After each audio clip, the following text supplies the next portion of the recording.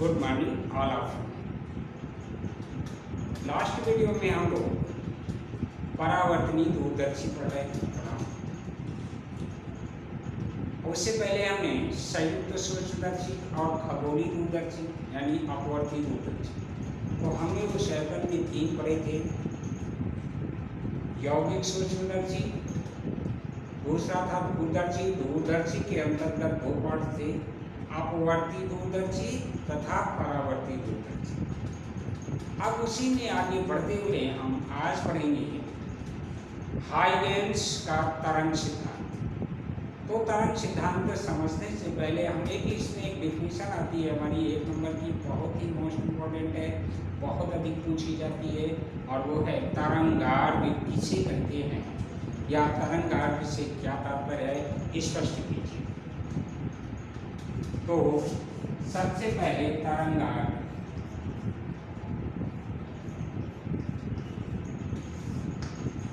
ये पढ़ेंगे हम। तरंगार्घ क्या है, यानी वेव फ्रंट,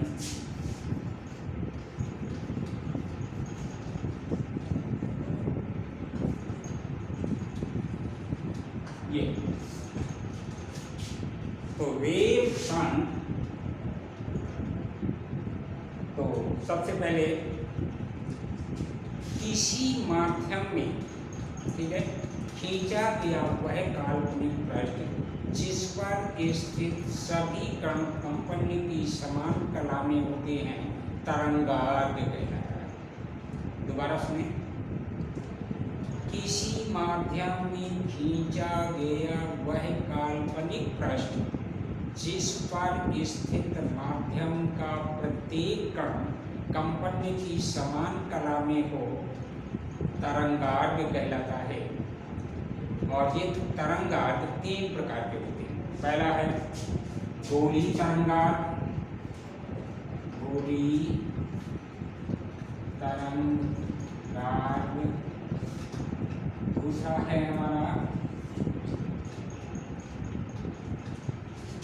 बेलनाकार तरंगार्घ, बेलनाकार तरंगार्घ। और तीसरा है हमारा समतल तरंगार्घ।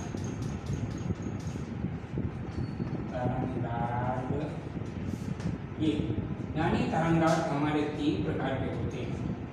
तो सबसे ज्यादा हमारा पूछा जाने वाला प्रश्न ये है, तरंगार्घ से क्या तात्पर्य है।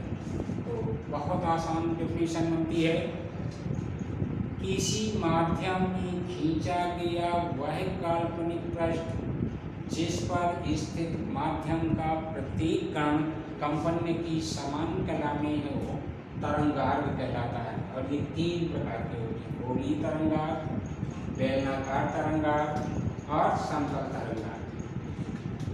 अब आते हैं हम आगे बढ़ते हुए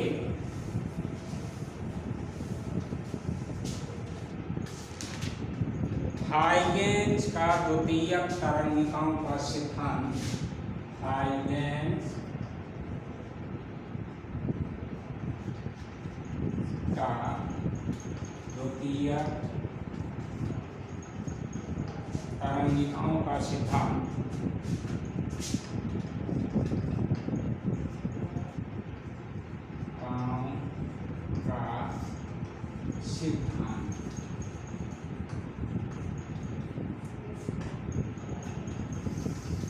ये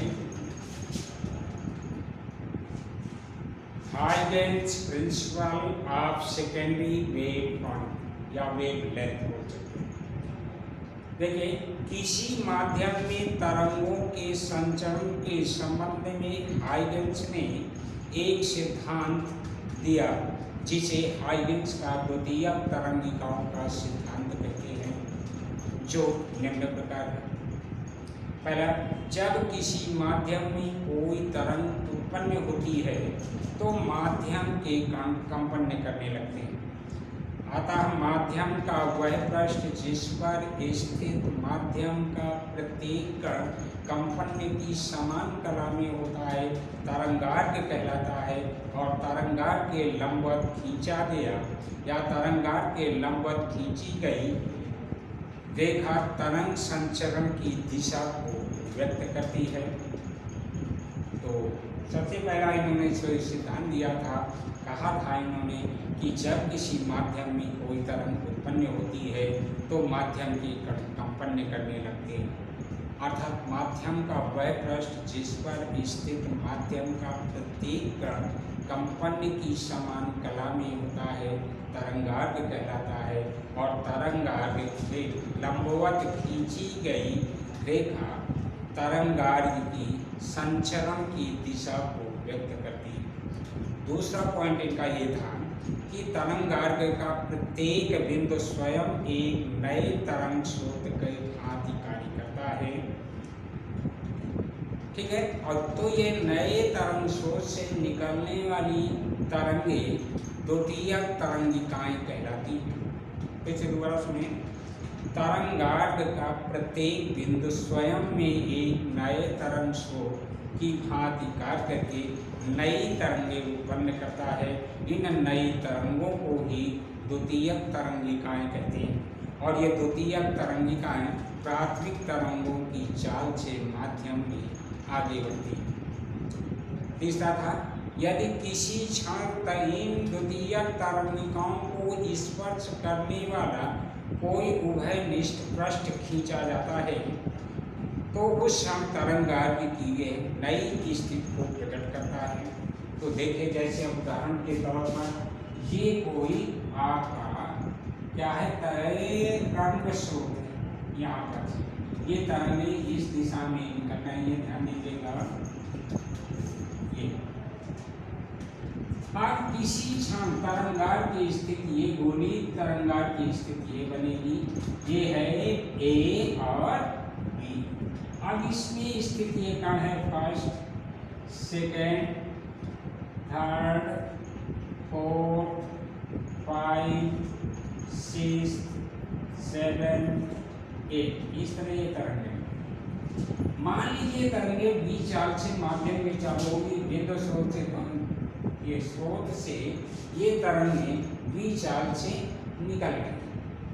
किसी क्षण यदि तरंगों को की स्थिति को देखते हैं या खींचते हैं तो इस प्रकार का द्वितीयक तरंगिकाओं की स्थिति स्पष्ट होती है। क्या है ये S एक स्रोत है जिससे तरंगे निकल रहे हैं और ये माध्यम में बी चाल से चलती है। यदि किसी क्षण गोलीय तरंगार्घ ए बी पर स्थिति है, अब मान लीजिए देखिए कि टी समय बाद हम इसकी नई स्थिति को प्रकट करते हैं, कितना टी समय बाद, तो टी समय में इन तरंगों द्वारा चली गई दूरी कितनी होगी, देखिए दूरी हमारी बन जाएगी चाल तो वी टी, समय ये है यानी वी टी है। ठीक, अब वी टी त्रिज्या का लेकर के इन कणों पर हम गोले खींच देंगे। ध्यान दीजिएगा,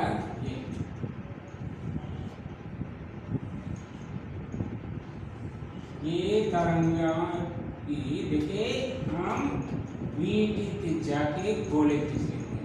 अब इन गोलों को स्पर्श करता हुआ ये एक गोली पृष्ठ खींच लेंगे। ये गोली पृष्ठ हमारी इस तरंगार्घ की नई स्थिति को प्रकट करता है। इसी तरह एक लो हमें इस तरंगों के पीछे की ओर भी मिलता है।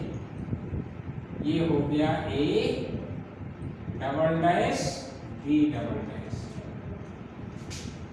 फिर ये तरंगे आगे चल करके जब स्रोत से काफी दूर हो जाती है तो यहाँ पर ये समतल तरंगार्घ के रूप में बदल जाता है। ये इस तरह ये 1, 2, 3, 4, 5, 6। तो फिर से देखिए, जब किसी प्रकाश स्रोत S से तरंगे v वेग से चारों दिशाओं में चलती हैं और इनके देखिए इन तरंगों को किसी क्षण विशेष पर स्थित अगर देखते हैं तो ये हमारी गोलीय स्थिति ए बी प्राप्त होती है।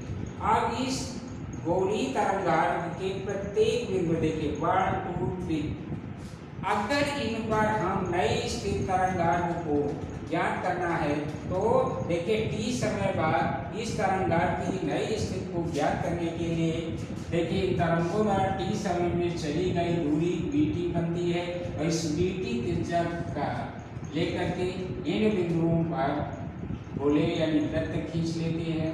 इन वृत्तों को स्पर्श करता हुआ ये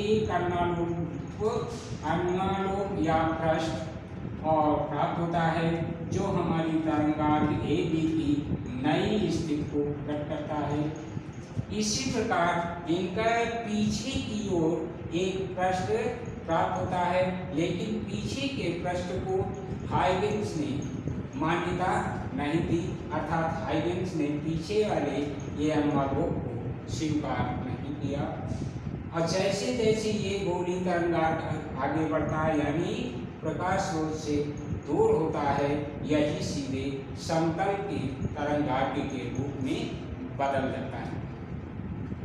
तो इस प्रकार हाइगेन्स ने द्वितीयक तरंगिकाओं का सिद्धांत स्पष्ट किया। अब इसके बाद आता है हाइगेन्स के द्वितीयक तरंगिकाओं के सिद्धांत पर तरंगों के परावर्तन की व्याख्या।